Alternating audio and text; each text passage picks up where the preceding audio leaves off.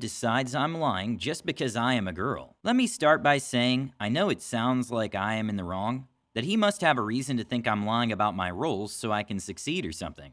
But I truly have no idea why he even thinks that I am, because I swear I have never lied about a role before. So basically, I'm the only girl, 20 female, in my current D&D campaign. But I don't really mind or feel uncomfortable about it since all the guys I play with have been nothing but welcoming and chill towards me. They don't ever treat me any differently and are a great group of guys.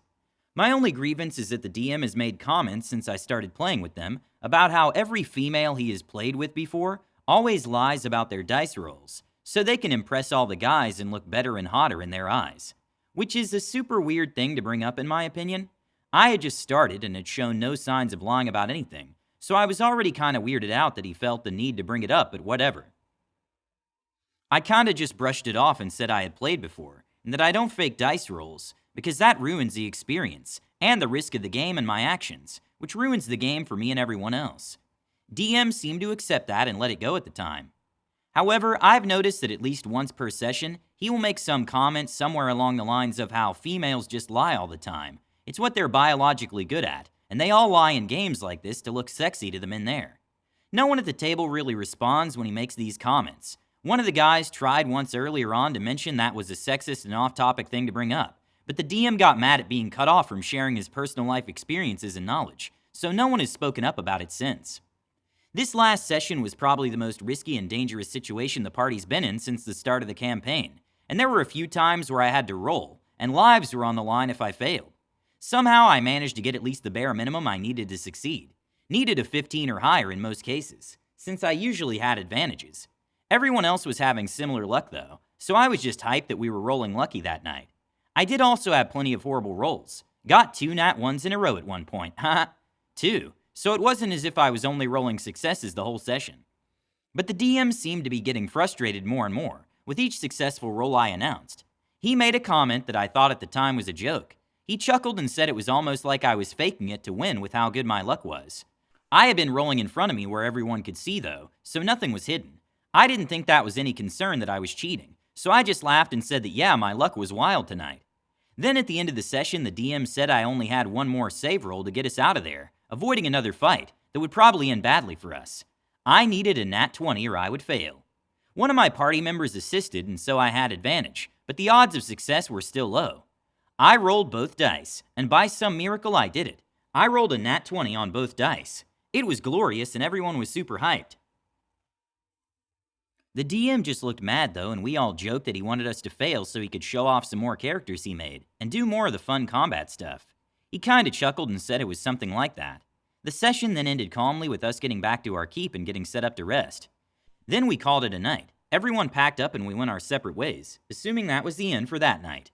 I got a message 2 hours later from the DM, and he was telling me he knows I cheated and lied about my dice rolls to look better in front of the guys. He said he was nice enough to not call me out there, and embarrass me in front of everyone like he should have, but that he could no longer trust me. He demanded that I give him my dice next session. And that from here on out he will be rolling behind his DM screen for me, since I am proving to be just like every other lying female, and ruining the game for all the honest guys who were playing with me. I was stunned. I didn't know what to say, so I just told him I had never lied, that I was sharing dice with one of the guys, so they aren't some weighted set for anything, and that all my rolls are in the open where everyone could easily see. That I could understand he may have had bad experiences in the past with players, but I had done nothing wrong, and would not be letting him roll for my character the rest of the campaign. He is yet to respond, but I'm still so put off, and insulted that he thought I was cheating or lying.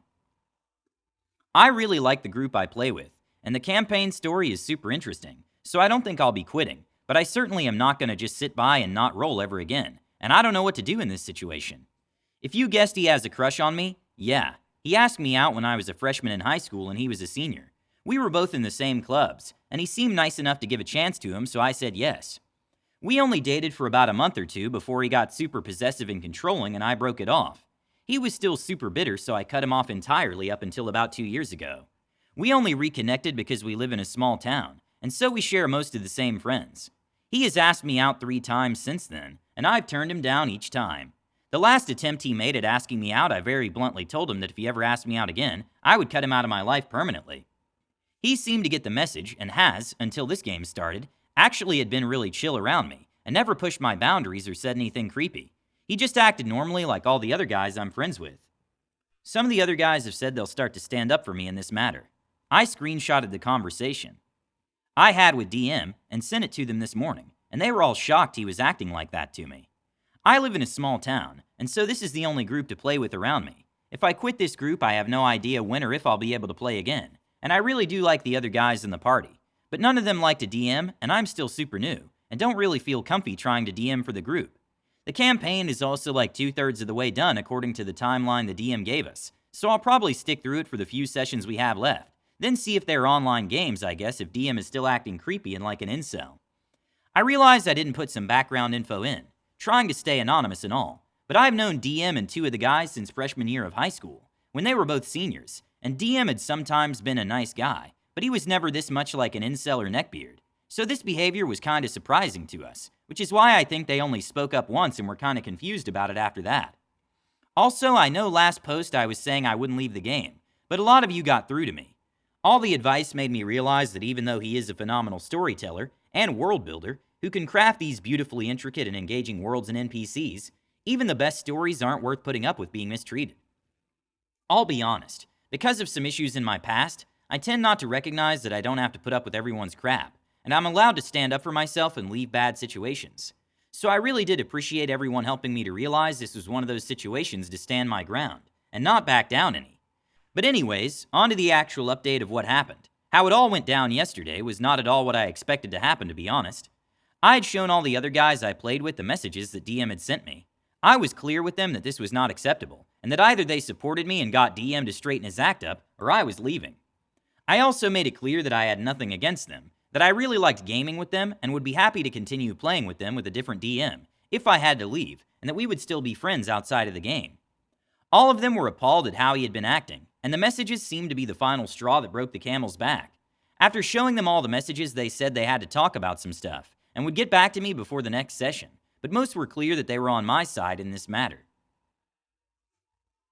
One of the guys got back to me the day before the session, and said that they were all behind me 100%, and that they had all been calling the DM out the past 2 weeks, since the last session. I guess they were demanding he shape up and explain where this mindset came from, and why he was acting like such an ass. One of the guys got back to me the day before the session, and said they were all behind me 100%, and that they had all been calling the DM out the past 2 weeks since the last session. I guess they were demanding he shape up and explain where this mindset came from, and why he was acting like such an A. Well, I decided that since I had support from the rest of the group, I would go back for this session, but if he made a single comment, I was leaving then and there, just walking out and being done with it all. When I got to the place we were all meeting at, DM asked us to sit down, and he was sounding really uncomfortable, and he wouldn't look anyone in the eye. He said he wanted to talk to us, but we had to sit down first. Well, he went on to tell us about his past 3 girlfriends, that one had dated him for 2 months before saying she was a lesbian and leaving, that the second one cheated on him with someone from one of his classes, and the third one, which he says was the breaking point for him, asked to join a game he was DMing for at his college, and ended up hitting it off with one of the guys there and they broke up. He showed us screenshots of the conversations they had leading up to and after each breakup, and honestly I can see why the guy was pretty crushed about it all. It sucks big time to be cheated on. We did know he had been in those relationships, and I knew that the one later came out, and that the second one had cheated on him, but no one knew about why the third relationship fell apart. He never wanted to talk about it with anyone, and after each relationship he went through the stages of mourning the relationship. And we did what we could to support him, but he always seemed to bounce back. And if anyone tried to talk to him about it, he was very convincing in telling us that he had been sad for long enough now, and he was doing better and was moving on. So none of us really knew the full stories of everything that went down, or how it had actually affected him. I was honest with him that I was sorry he had been through that, and I did empathize with how he was feeling and how he was hurt, but that none of it was an excuse for how he had been treating me, or how he had been speaking, that his behavior was still unacceptable, and incredibly cruel and hurtful, and it made me feel unsafe to be around him anymore. The other guys backed me up, saying that as shitty as the situation was, it did not excuse or forgive the way he had been acting. They were clearly behind me, which I'll admit was a huge relief. DM asked what he had to do to get us to stay, and one of the guys said the main issue would be earning my trust back, and that it was up to me to decide what that meant, and that aside from that, the guys had lost trust in DM and his ability to be fair to all the players at the table, and that he would also have to earn that trust back, as well as their respect for him as a friend. DM then told me that he had known he was wrong to act and speak like that, and that he had been angry and spiteful because of his past experiences, and because he was hurt when I turned him down each time he asked me out between his past relationships, and after his last girlfriend broke up with him. He said he was taking his anger out on me and venting because it was easy to blame me for it. I'll admit, I had fully expected him to go nuclear and be yelling or something when I showed up for the session. I had been fully prepared to take all your advice and leave. I was not prepared for this. We didn't end up having a session that night. DM said he would leave for now and let me think on if and how he could gain all our trust back. So DM left and the other guys and I honestly didn't know what to do about it. We all had a lot to take in, but we still wanted to hang out like we planned for the day, so the rest of the guys and I ordered some Panda Express, watched a movie and played some board games before parting ways. I haven't talked to them today, and they haven't tried to message me. They're all probably just feeling as confused and lost about what to do as I am right now. So I guess that's it for the update now. I don't know if I'll continue playing the game or not. I don't know what to tell DM for how he can earn my trust and the trust of the other players back. I don't know if he even can earn that trust back with me. I have a lot to think about for now. I'm considering telling him that therapy is a good first step for gaining my trust back. He's always had some really bad anger issues and some other personal things that I believe therapy could really help him work through. And with all this new stuff, my belief that he could use a good therapist is even stronger now.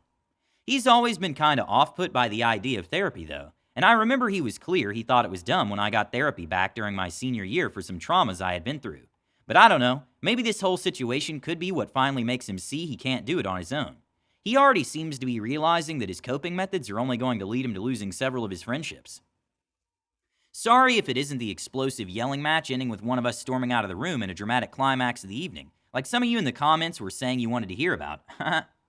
I kinda expected to be giving that update, but here we are. I'll keep you all updated still. We're still planning to meet up at the scheduled time in 2 weeks when the next session would be, so the guys and I have 2 weeks now to think of and figure things out. Some of the people in the comments on my original post told me that I should not be the one having to do all the work, to think of ways he could repair my trust in him, that he needed to be the one doing some hard thinking to figure that out himself. Honestly, that kinda made me realize that in the years of being friends with the DM, every time he did something that hurt me or broke my trust, it was always on me to figure out basically a checklist for him to complete to gain that trust back. It is always exhausting, and I realize that it puts so much of the pressure on fixing things on me, and that just doesn't feel right anymore. And this is a trend with him that extends beyond just his and my relationship. He'll come to me asking what he needs to do to fix relationships with others all the time as well. It's beginning to feel like he just never puts thought into himself and what is causing these relationships to fall apart, or how he can take initiative himself to fix things. He just expects to apologize, giving some excuse for the way he was acting, and then wants me to solve the problem for him and tell him exactly how to fix it, which I guess I've been allowing since I rarely said no, and was always able and willing to help him. I ended up messaging him saying, I know you want me to make a list of stuff you can do to gain my trust back, but it's always on me to figure out how you can fix your relationships with others. Me telling you exactly how to fix things is not going to help either of us in the long run, and you'll just end up with this same cycle that has been going on for years to continue. I really think you need to take some time to think deeply and critically about what led to this and what you think you should do to fix it. Think of if the roles were reversed between us, and what the person who hurt you would need to do to make you trust them again. I've found that thinking of it from that perspective can help me to figure out at least some good first steps when I have hurt someone and want to earn their trust back. I'm willing to work with you later to fully repair our friendship, but unless I can see that you're genuinely taking initiative yourself, and at least taking the first few steps yourself, I don't think this friendship can continue the same as it has in the past. I saw that he had read it a few minutes after I sent it, but he never responded, so I figured he was just processing the message and figuring out where he was going to go from here. I left the ball in his court, and focused myself on helping my family and dealing with the rest of the drama happening in my life. About a week later, he finally tried to contact me back by calling me. I had figured he just wanted to talk and maybe clarify my message, or talk about anything he had thought of for first steps. I was very wrong. As soon as I picked up the call, he started yelling stuff about how selfish and unreasonable I was being to him, and how was he supposed to figure out how to repair my trust in him by himself. I tried to repeat that I was not expecting him to do everything on his own, that I was willing to work with him once I saw he was at least trying to take the first few steps himself. But he kept interrupting me and yelling. I knew he had severe anger issues in the past, but it had been almost 2 years since I had been on the receiving end of one of his explosive yelling rages. I don't know how long I sat on that call being screamed at and insulted, and looking back, I'm surprised I wasn't crying or upset. I cry very easily when others yell at me. Instead, I just felt kind of numb, I guess. After being interrupted multiple times and listening to him repeat the same insults, I just got tired of it. As soon as he stopped to take a breath, I just told him he either changed his attitude now or I was hanging up. Well, that got him really angry, and he tried to start yelling again, but I just hung up. He then sent multiple messages about how rude it was to hang up on someone during a conversation, and asking, well, more like demanding, that I had to figure out how to fix my rudeness and selfishness was destroying the friendship. I just didn't respond, and the messages stopped after about an hour. I haven't heard from him since, but after that phone call, I realized he never wanted to put work and thought into repairing our friendship himself. He just wanted an easy fix of me telling him exactly what to do. I didn't block him, but I'm not ever going to initiate any conversation between us. If he ever looks back and realizes he wants to genuinely put in the work to try to repair the friendship, he can message me. Although after the phone call and his last messages, it'll take a heck of a lot to ever make me trust him again. Even if he really changes and puts in some serious self-reflection, I don't think we can ever be as close of friends like we have been in the past though. Not with all that's happened, and not with this most recent incident. So yeah, I'd really hoped that maybe this was a friendship that could be saved. And for a while it was really looking like it could be, but he kinda burned that bridge. I'm still pretty sad about it. I know he wasn't a good friend to me, but I had known him and considered him a friend for so long that it still hurts knowing this is how it turned out. But I'm moving on from it now, and I was finally able to find a therapist that I can afford, so I'll be starting up therapy again, and hopefully that will help me too. I also ended up quitting the game he was running, but a bunch of the girls from one of my online friend groups I met recently wanted to start a campaign together, so I'll get to play D&D once that game starts up in a few months. It's tough being in a small town with a small gaming community. I'm glad that she discovered what kind of person DM truly was, and found another game to play. Please share your crazy DM stories in the comments below. Don't forget to subscribe to our channel All Things D&D. Stay tuned for more amazing Dungeons & Dragons content every Tuesday.